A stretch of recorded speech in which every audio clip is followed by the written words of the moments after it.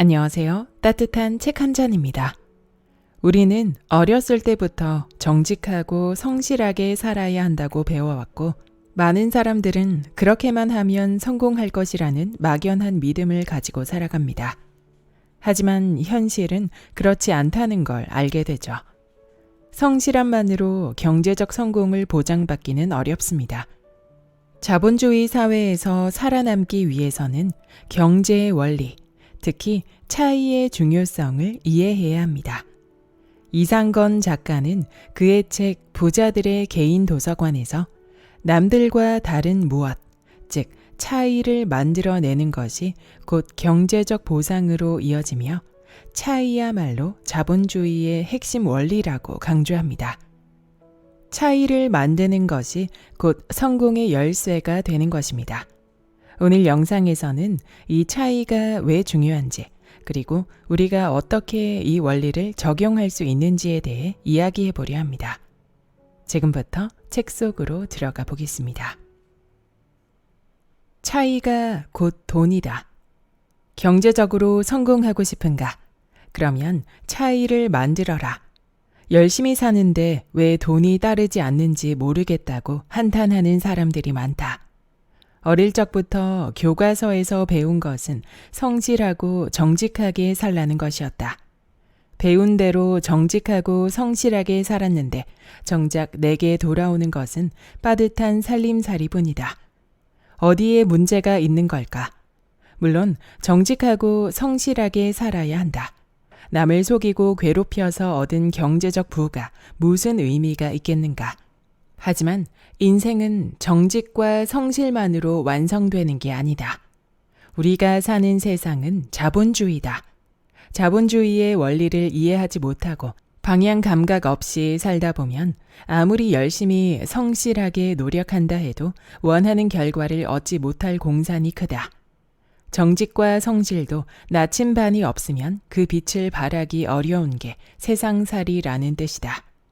그럼 열심히 산 대가로 돈을 벌기 위해서는 어떤 자세를 가져야 할까? 나는 남과 다른 무엇, 즉 차이를 만들어내는 것이라고 생각한다. 얼마 전 한 TV 프로그램에서 학교 앞 떡볶이집을 다룬 내용을 재미있게 본 적이 있다. 고등학교 앞에 떡볶이집 5군데가 있는데 유독 한 집만 장사가 잘 됐다. 그 집만 기존의 떡볶이와 다른 맛을 내는 소스를 개발해 여고생들의 입맛을 유혹하고 있었기 때문이다. 다른 떡볶이 집에서는 볼 수 없는 특별한 소스. 바로 그것이 그 떡볶이 집이 가진 그 무엇이었다. 남과의 차이를 키울수록 경제적 보상은 커진다. 자본주의 역사는 차이를 만들어내기 위한 투쟁의 역사라고도 할 수 있다. 우리는 차별화라는 말을 귀가 따갑도록 듣는다. 심지어 일부 이미지 컨설턴트는 겉으로 드러나는 모습을 잘 가꾸는 것도 경쟁력이라며 이미지에서도 남과 다른 차이를 만들라고 권한다. 수많은 경영학자와 컨설턴트라는 사람들은 차이를 만들어내라는 누구나 다 아는 진리를 갖고 돈과 명예를 얻는다. 실제로 차이를 만들어내는 사람과 기업이 그리 많지 않기 때문이리라. 차이의 원리를 제대로 이해하고 싶다면 도쿄대 경제학부 교수인 이와이 가스히토의 회사 앞으로 어떻게 될 것인가를 꼭 읽어보기 바란다. 내가 이 책으로 서두를 시작한 이유는 이와이 교수의 탁월한 차이의 해석을 읽고 느낀 바가 많았기 때문이다. 자본주의의 원리는 차이의 원리. 자본주의 역사는 차이를 가진 자들의 손을 들어주었다. 의식적이든 무의식적이든 차이를 만들어내지 못하는 기업이나 개인은 모두 역사의 뒤안길로 사라졌다. 그래서 저명한 경영학자 마이클 포터는 전략은 곧 차별화라고 단언한다. 역사상 큰 부를 축적한 집단은 모두 차이의 원리를 활용했다. 현대적 의미의 산업화가 이루어지기 전에 큰 돈을 만진 사람들은 해상 무역을 하는 이들이었다.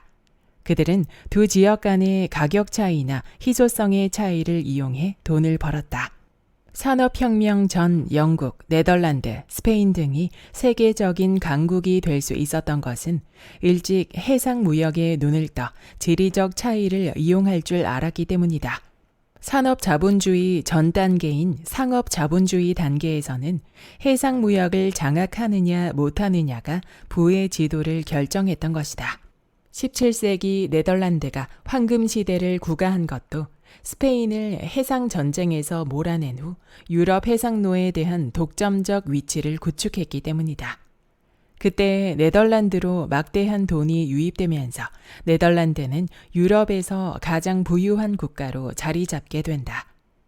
해상 항로 장악으로 네덜란드는 전 유럽인의 중개자 및 운송인 역할을 하게 된다.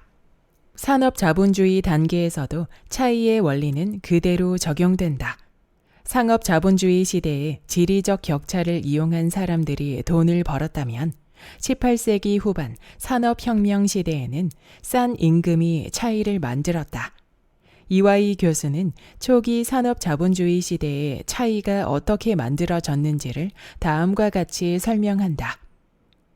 산업자본주의가 성립하기 위해서는 산업혁명만으로는 충분하지 않았다. 아무리 공장 시스템에 의해 노동자의 생산성이 올라가도 거기에 대응하여 노동자의 실질 임금이 올라가면 이윤은 창출되지 않는다. 노동 생산성과 실질 임금률 간의 차이야말로 산업 자본주의 이윤의 원천이었던 것이다. 그렇기 때문에 초기 자본주의의 초상은 우울하다. 뽀얀 먼지가 가득한 공장에서 어린 아이를 고용해 착취하는 자본가의 모습이 쉽게 연상된다. 기업주는 어떻게든 실질 임금을 낮추기 위해 수단과 방법을 가리지 않았다. 태생적으로 산업 자본주의의 첫 얼굴은 탐욕으로 가득 찬 추악한 모습이었다. 그래서 사회주의 사상가 칼 마르크스 같은 이가 나타나 착취를 폭로하고 나섰던 것이다. 칼 마르크스의 폭로에도 불구하고 자본가들은 임금을 낮추는 것으로 계속 차이를 만들어낼 수 있었다. 왜냐하면 농촌에 많은 산업 예비군이 존재했기 때문이다. 일자리는 적고 농촌을 떠나 도시로 오는 이들이 많은 이상 기업주는 임금을 올릴 이유가 없었다. 만일 이 시점에서 주식 투자를 한다면 윤리적인 문제를 차치할 경우 실질 임금을 최대한 낮출 수 있는 기업의 주식을 사야 했을 것이다. 그게 바로 경쟁력이고 차이를 만들어내는 원동력이었기 때문이다. 하지만 산업 예비군이 고갈되고 나자 임금을 통한 차이를 만들기가 어려워졌다. 생존하기 위해서는 새로운 차이를 만들어내야 했다. 이와이 교수는 산업 자본주의가 의존하고 있던 노동 생산성과 실질 임금과의 구조적 차이에 더 이상 의존할 수 없게 됐다. 따라서 각 기업은 새로운 제품이나 기술 개발, 새로운 시장 개척, 새로운 조직 형태 도입 등으로 다른 기업과 차별화하지 못하면 이윤을 창출할 수 없었다라고 말한다. 금융의 본질도 차이성의 원리에 있다. 차이를 최대한 활용하는 사람들만이 금융시장에서 돈을 번다. 은행은 예금 이자와 대출 이자의 차이를 이용해 돈을 번다. 한국은행에서 금리를 내리면 은행들은 예금 이자는 빨리 낮추는 반면 대출 이자를 낮추는 데는 미적거린다. 차이가 배를 불려준다는 것을 너무 잘 알고 있기 때문이다. 보험회사는 받은 보험료와 앞으로 줄 보험금의 차이를 활용해 돈을 벌어들인다. 은행이든 보험회사든 모두 시간을 매개로 한 차이를 통해 돈을 번다. 예금은 현 시점에서 돈을 받지만 이자는 나중에 준다. 그렇게 들어온 돈으로 현재 대출을 해준다. 현재 받는 돈과 대출해주는 돈의 이자와의 시간차를 활용해서 수익을 창출한다. 백으로 말하면 상대방의 타이밍을 뺏는 시간차 공격을 하는 셈이다. 보험회사는 과거 인플레이션을 활용해 돈을 벌어왔다. 지금까지 우리나라는 성장 위주의 경제 정책을 펴왔다. 성장 위주의 경제 정책은 어쩔 수 없이 물가 상승, 즉 인플레이션을 감수해야 한다. 경제 정책이 인플레이션을 감수하는 방향이었기 때문에 과거 보험회사는 설립만 하면 돈을 벌었다. 화폐의 가장 중요한 기능은 물건이나 서비스와의 교환 기능이다. 높은 인플레이션은 화폐의 가치를 떨어뜨린다. 보험회사는 고객에게 현재 가치로 돈을 받으면서 나중에 보험금을 줄 때는 인플레이션으로 인해 낮아진 가치로 돈을 준다. 고객에게 받은 돈으로는 전국 유지의 부동산을 사들였다. 꽉 먹고 알 먹는 사업이었던 것이다. 그 과정에서 일부 보험 계약자들은 분노를 느껴야만 했다. 교육보험과 일부 연금보험 등이 대표적이다. 자녀 교육 자금을 해결할 수 있다고 해서 교육보험에 가입했는데 정작 큰 돈이 필요한 시점이 돼서 받은 돈은 쥐꼬리만한 금액뿐이었다. 연금도 마찬가지였다. 우리 부모님은 생활비를 아껴 D보험사의 장수보험이란 상품에 15년 동안 열심히 보험료를 납부했다. 하지만 60세 이후부터 받는 연금은 연 100만 원이 전부다. 한 달 생활비에 해당되는 돈을 노후 생활 자금이라고 오랫동안 열심히 불입하신 아버지는 나에게 이렇게 말했다. 보험회사 놈들은 다 도둑놈이야. 장수보험에 가입하면 노후 자금 걱정할 것 없다고 하더니 모두 새빨간 거짓말이었어. 보험회사는 시간 차이를 이용해 돈을 벌었지만 아버지는 그 차이 때문에 돈을 잃었다. 그 시간 동안 돈의 차이를 만들어낸 것은 물론 인플레이션이었다. 투기적 거래인 선물 투자도 차이를 이용한 대표적인 투자 방법이다. 현재 가치와 미래 가치의 차이를 이용해 돈을 버는 것이다. 이처럼 금융을 이해하는 키워드 중 하나가 차이다. 이는 국제적 차원에서도 마찬가지다. 만일 우리나라와 세계 제1의 경제대국 미국의 금리가 같다면 돈은 우리나라를 떠나 미국으로 이동한다. 두 나라의 신용도를 비교할 때 금리가 같다면 미국에 투자하는 것이 안전하기 때문이다. 국가든 개인이든 기업이든 돈을 벌고 생존하기 위해서는 차이를 가져야 한다. 차이를 만들어내지 못한 국가는 역사의 뒤안길로 사라졌다. 기업도 마찬가지고 개인도 마찬가지다. 다시 한번 강조하지만 차이는 성실하다고 만들어지는 것이 아니다. 성실 그 자체도 하나의 차이의 영역이긴 하다. 하지만 그것 이상의 무엇이 있지 않는 한 그 기능을 제대로 발휘하지 못한다. 성실에 앞서야 할 것이 바로 차이에 대한 올바른 인식이다. 차이 나지 않는 것은 쳐다보지 말라. 이와이 교수가 지적하고 있는 차이의 원리는 재테크에도 그대로 적용된다. 남과의 차이를 크게 한 것일수록 비싸게 거래된다. 차이의 크기는 곧 가격의 차이로 연결된다. 주식도 부동산도 이 원리에서 벗어날 수 없다. 현대 기업 경영에서 차이를 만들어내는 방식은 크게 두 가지다. 하나는 몸집, 즉 크기다. 다른 하나는 남들이 하지 않는 것, 다시 말해 틈새를 개척하는 것이다. 몸집 경쟁은 규모의 경제가 필요한 업종에서 두드러지게 나타난다. 일정 정도의 사이즈를 갖춰야만 경쟁할 수 있는 대표적인 업종으로는 자동차, 반도체, 조선, 중공업 등 주로 중후장 대형 산업이다. 이들 기업은 매년 새로운 투자 계획을 발표한다. 금액도 많게는 수조 원에 달한다. 왜 이들 기업은 이렇게 지속적인 투자를 하는 것일까? 이유는 간단하다. 후발주자들이 따라오지 못하게 하기 위해서다. 덩치가 작은 기업이 큰 기업의 투자 금액과 속도를 따라가다 보면 자칫 뱁새가 황새 쫓다 가랑이 찢어지는 격이 될 수 있다. 지속적으로 규모를 키워나가면 다른 기업들과 비교되는 진입 장벽을 만들게 된다. 그럼 몸집 불리기 게임을 할 수 없는 분야는 어떻게 해야 할까? 골리앗이 하지 않는 분야에 특화해 다윗식 게임을 해야 한다. 다시 말해 남들이 하지 않는 일을 하면 차이를 만들어낼 수 있는 것이다. 코스닥 등록 기업 중에 줄자를 생산하는 코메론이란 기업이 있다. 이 회사는 줄자 분야에서는 세계적인 경쟁력을 갖고 있는 기업이다. 삼성그룹 등 대기업들이 한낱 줄자 시장을 장악하기 위해 뛰어들 가능성은 아예 없다.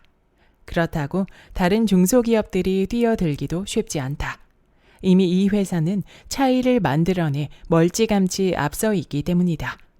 국내 치과제 시장의 60%를 차지하고 있는 신흥이란 회사도 마찬가지다.